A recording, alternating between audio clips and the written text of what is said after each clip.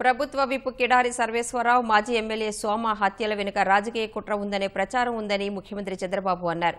అనేక అనుమానాలు ఉన్నాయని తెలిపారు. అన్ని కోణాల్లో విచారణ జరిపించాకే తాను స్పందించడం సబబని చెప్పారు.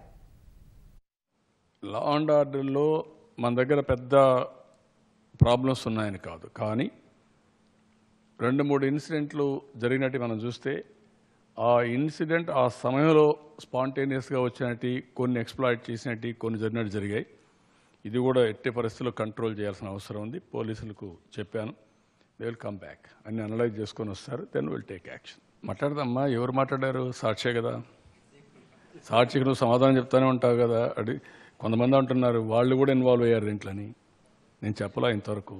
ఎందుకు నేను చెప్పడం? అన్నీ రాస్పల్ గణేష్ అన్నారు, అక్కడ కూడా వాళ్ళకు కూడా బెనిఫిట్స్ కూడా అనుమానాలు ఉన్నాయి, చనిపోయిన డిసీజ్ కూడా అనుమానాలు ఉన్నాయి, ఇది రాజకీయంగా కూడా చేశారని. ఎందుకంటే వాళ్ళ క్యాండిడేట్ కూడా ఆ పక్కకు కూడా పోలేదు.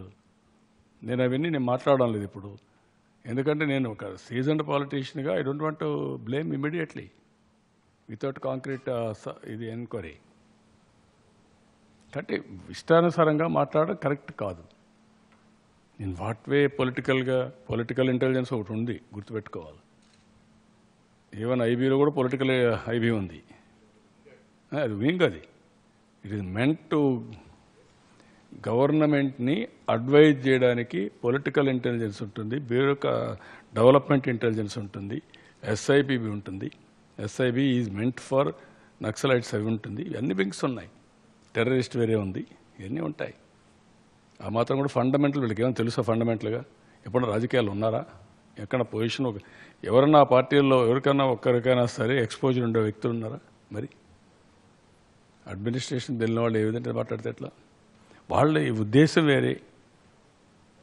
నేరాలు చేసేవాళ్ళు, అవగాహన లేని వాళ్ళు, అన్నిటికీ బ్లేమ్ చేయాలనుకున్న వాళ్ళు చేస్తూ ఉంటారు. నేను దాన్ని ఇమీడియట్గా తీసుకొని నేనేదో రెస్పాండ్ కూడా కరెక్ట్ కాదు.